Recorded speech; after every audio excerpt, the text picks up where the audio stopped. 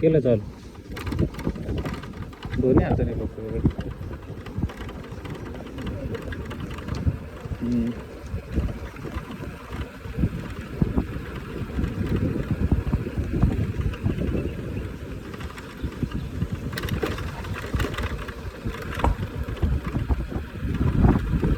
Force वरच्या साईडला माझ्या काखेत.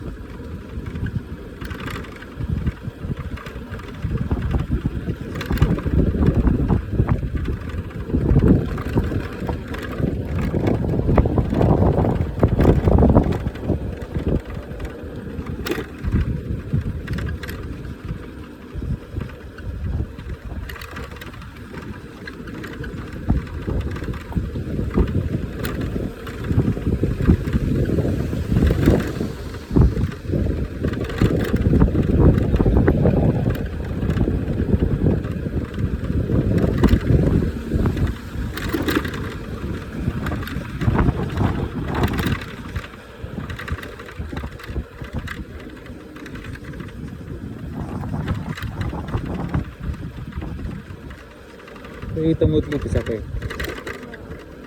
हा म्हणते निर्लज्ज सारखी ना.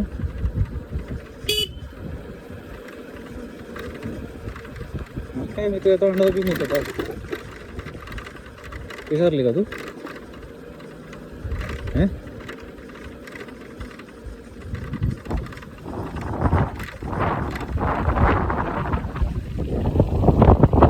रायरेश्वर किती मोठा आहे. फक्त आपणच इथं राहून गेलो.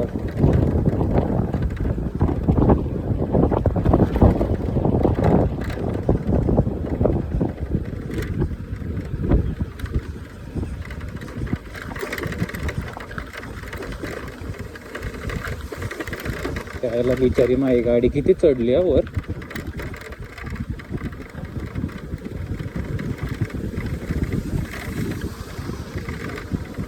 तर तुला काय करायचं, आम्ही वर किती वेळ राहिलो तरी. बरोबर ना.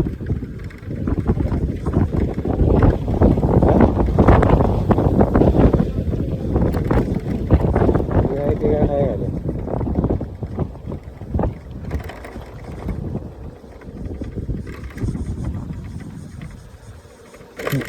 माणूस चांगला होता तसा, जर काय काढ नसतील केले तर. बरोबर ना. ते म्हटलं ना, जेवून घे तू. भाज्यांच्या आणि जेवणाची किंमत एकच होणार.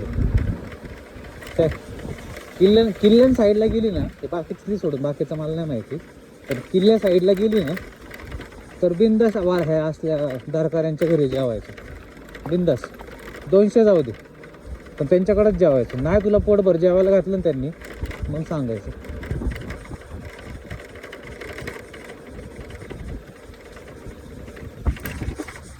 नाचण्याची भाकरी. मी भाकरीच खात नाही.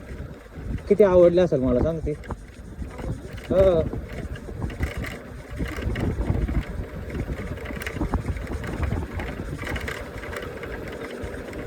तर मला बी उडवायचं. तिथं मुतली होती का इथं मुतली होती?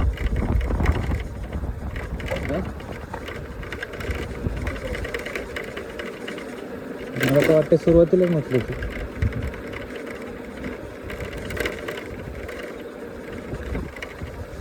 हा, सुरुवातीला इथंच म्हटली होती बाळा. काय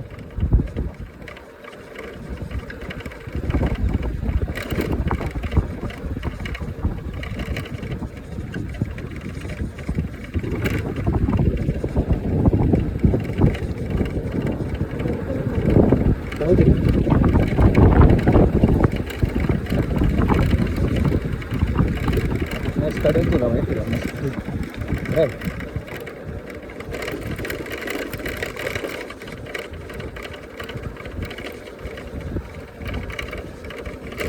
संत याचं आहे की कान्होजी जे ते आणि जीवा महालांच्या समाधी इथपर्यंत येऊन नाही बघितली मी.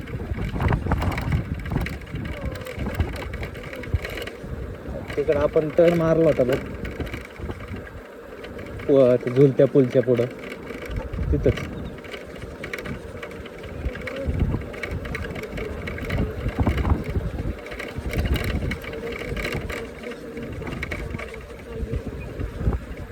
नाही रे, केंजळगड नसता केला ना ते चाललं असतं.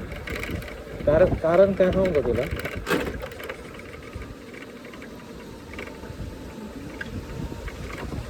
इथं परत नाही येता येणार आपल्याला. हाऊस करून स्वतःहून एवढ्या आत नाही येतात. 110 किलोमीटर फक्त ते एका गोष्टीसाठी.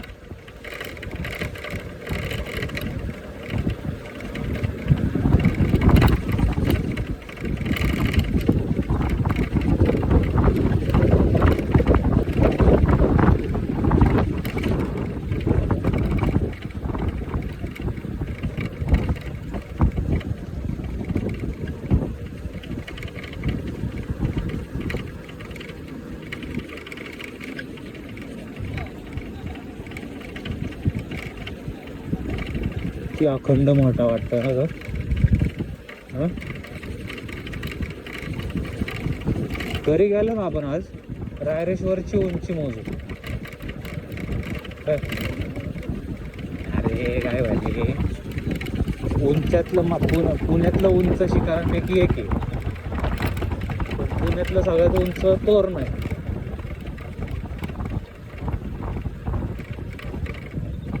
कर बंद.